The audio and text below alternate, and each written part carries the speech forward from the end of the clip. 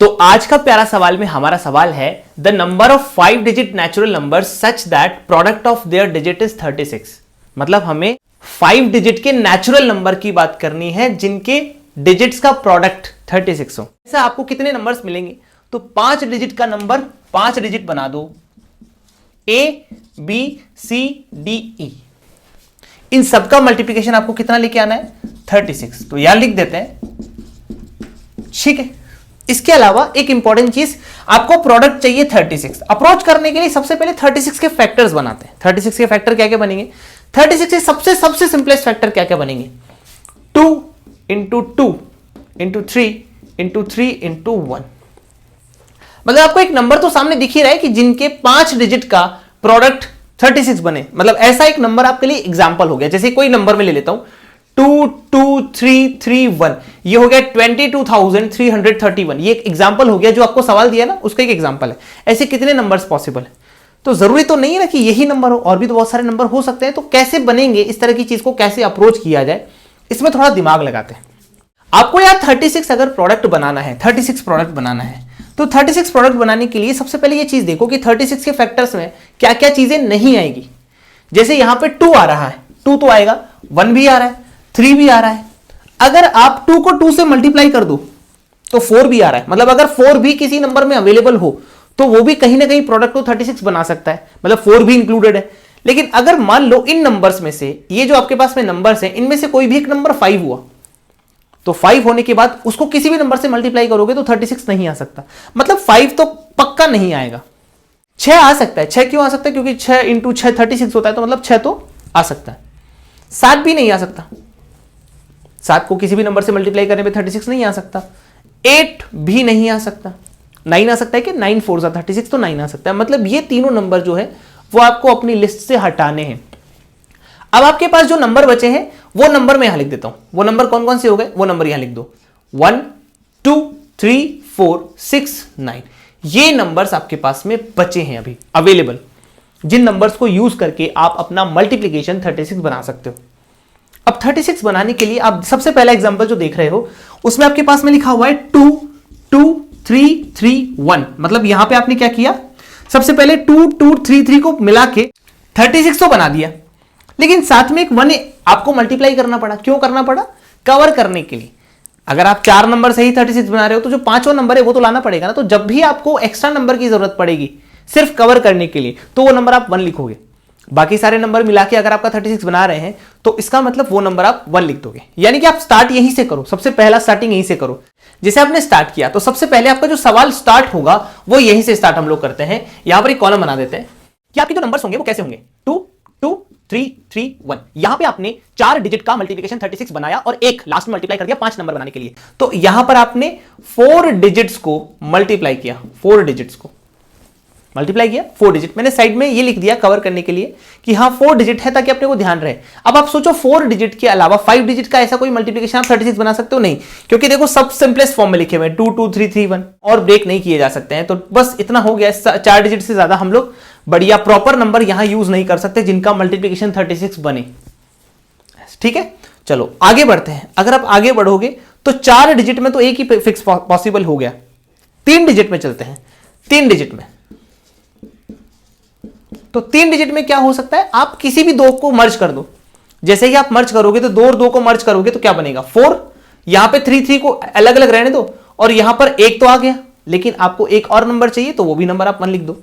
4 3 3, बस ये हो गया। इसका मतलब एक कॉम्बिनेशन ऐसा भी हो सकता है कि 3 अलग अलग नंबर 4 3 3 को मल्टीप्लाई करके 36 बना दो, बचे हुए तो नंबर 1 लिख दो। 3 डिजिट में ये पॉसिबल है। आपने 2 और 2 को मर्ज किया था। अब एक काम करो, आप 3 और 3 को मर्ज करके लिखो 3 डिजिट में अगला नंबर। तो क्या लिखोगे 3 3 9, यानी कि 9, और 2 और 2 को अलग लिख दो। 2 और 2 जो बचे 2 नंबर है उनको 1 लिख दो। ये भी पॉसिबिलिटी है। और एक काम करो, आप 2 और 3 को मर्ज कर दो। जब 2 और 3 को मर्ज करोगे तो कितना आएगा 6, और फिर ये आएगा 2, फिर आएगा 3, फिर आएगा 1 1। यहां पर भी आपने कितने डिजिट का नंबर बनाया? 3 डिजिट का नंबर बनाया। अब यहां पे आपके 3 डिजिट के नंबर बन चुके हैं। अब 3 डिजिट में और पॉसिबल है क्या? 3 डिजिट में और पॉसिबल नहीं है, क्योंकि आप अगर 2 और 2 को मल्टीप्लाई कर चुके हो, 2 और 3 को मल्टीप्लाई कर चुके हो, और 3 और 3 को मल्टीप्लाई कर चुके हो। तो इसका मतलब इसके अंदर कोई और पॉसिबिलिटी नहीं दिख रही है, इसके अंदर कोई और पॉसिबिलिटी आपको दिख नहीं रही है 3 डिजिट में। सोच के देखो, इसके अलावा कोई और पॉसिबिलिटी है कि आप 3 अलग अलग डिजिट्स को मल्टीप्लाई करके 36 बना सको। 623 हो गया, 922 हो गया, 433 हो गया। अगला हम लोग क्या करें, अब 2 डिजिट पे आते हैं। तो 2 डिजिट पे अगर अपन बनाना चाहें तो 2 डिजिट में कौन कौन बन सकता है, फिर से एक मर्ज कर दो, जैसे 2 और 3 को मर्ज करो।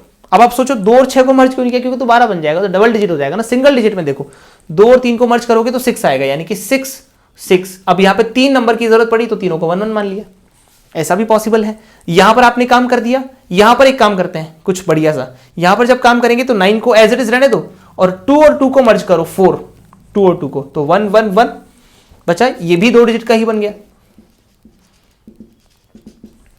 तो आपने ये सॉल्व कर लिया 6 6 9 4। अब आप इसको देखो 4 3 12 हुआ, 12 3 12 तो नहीं बन सकता ना। 3 3 9 4 9 4 आपने कवर कर ही लिया है भाई। 3 और 3 को मर्ज करके 9 9 4 तो आपने कवर कर लिया है।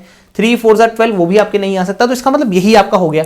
आप टोटल देख सकते हो 1 2 3 4 5 6 तरह के नंबर्स आपके पास में अवेलेबल हैं। मतलब इसके अलावा कोई और 1 डिजिट में आप 36 सीधा बना नहीं सकते। इसका मतलब इसके अलावा कोई और पॉसिबल केस नहीं है। सारे पॉसिबल केसेस पे हम लोगों ने यहाँ पे सारी चीजें सोची हैं, तो इसके अलावा कोई और पॉसिबल केस आपको दिख नहीं रहा, नहीं दिख रहा बिल्कुल। तो इसका मतलब आपके पास जो कॉम्बिनेशंस बन सकते हैं वो कैसे कैसे बन सकते हैं। जैसे एक नंबर आपको दिख रहा है 2 2 3 3 1 टाइप का, एक नंबर आपको दिख रहा है 4 3 3 1 1 टाइप का। इसका मतलब ऐसा है कि एक नंबर ऐसा होगा जिसमें 4 भी होगा, 3 भी होगा, 3 भी होगा, 1 भी होगा, 1 भी होगा। इसमें रीशफलिंग हो सकती है, पॉसिबल जितनी भी बार होगी उतनी हो जाएगी। इसके बाद अगला नंबर जो आपको दिख रहा है वो है 9 2 2 1 1। इसके बाद जो अगला नंबर है वो है 6 2 3 1 1। इसके बाद अगला नंबर जो आपको दिख रहा है वो है 6 6 1 1 1 6 6 1 1 1। इसके बाद अगला नंबर जो आपको दिख रहा है वो है 9 4 1 1। बस इस तरह के सारे नंबर्स हो गए जो आपको पॉसिबल दिख सकते हैं, हो सकता है पॉसिबल ऐसा। तो सबसे पहले इस कॉम्बिनेशन के लिए देखते हैं कि कितने ऐसे पॉसिबल नंबर्स हैं जो इन 5 डिजिट से बन सकते हैं। तो 5 डिजिट से कितने नंबर बन सकते हैं आपको पता है, 2 2 बार है, 3 भी 2 बार है, तो इसके नंबर ऑफ वेज होंगे टोटल 5 फैक्टोरियल। 5 नंबर है अपॉन 2 बार है ये, इसलिए 2 फैक्टोरियल, ये भी 2 बार है इसलिए 2 फैक्टोरियल। ये टोटल नंबर ऑफ काउंट्स होगा इसके लिए। अगले वाले के लिए टोटल नंबर ऑफ काउंट्स कितने होंगे मैं ऐड करते जा रहा हूं। यहां पे आएगा 5 फैक्टोरियल, टोटल नंबर है और 2 बार ये है 2 बार ये है, तो यहां पे डिवाइड करेंगे 2 फैक्टोरियल से। यहां पर अगला जो नंबर आपका होगा थर्ड वाला, ये थर्ड वाला है इसके लिए, तो कितना आएगा 5 फैक्टोरियल अपॉन 2 फैक्टोरियल वापस से 2 फैक्टोरियल। इसके बाद ये फोर्थ नंबर की बात करता हूं, फोर्थ नंबर की, तो फोर्थ नंबर जो आएगा वो कितना आएगा 5 फैक्टोरियल अपॉन, यहां पर 6 2 3 एक बार है और ये 1 2 बार है, यानी कि 2 फैक्टोरियल आएगा। अगला जो नंबर है आपके पास में यहां पे 6 और 6 2 बार है, 1 1 1 3 बार है, तो इसको कैसे लिखेंगे, फिफ्थ नंबर जो होगा, फिफ्थ नंबर का आएगा 5 फैक्टोरियल अपॉन 2 फैक्टोरियल 3 फैक्टोरियल, और लास्ट वाला आएगा इसमें 9 और 4 एक बार है लेकिन 1 3 बार है, तो 5 फैक्टोरियल अपॉन 3 फैक्टोरियल। ऐसे करके आपके पास में टोटल नंबर्स बनेंगे। इनको काउंट करते हैं। आपको पता है 5 फैक्टोरियल का वैल्यू होता है 120, नीचे आएगा 2 2 4 प्लस 120/4 प्लस 120/4 प्लस ये आएगा 120/2 यानी कि 60, ये आएगा 120/2 60/6 यानी कि 10, और ये आएगा 120/6 यानी कि 20। सॉल्व करके देखते हैं कितना आएगा, 30 30 30 90, 150 160 और 20 180, यानी कि टोटल नंबर्स जो यहां से बनेंगे वो हो जाएंगे 180 नंबर्स। तो आपका ये आंसर हो जाएगा।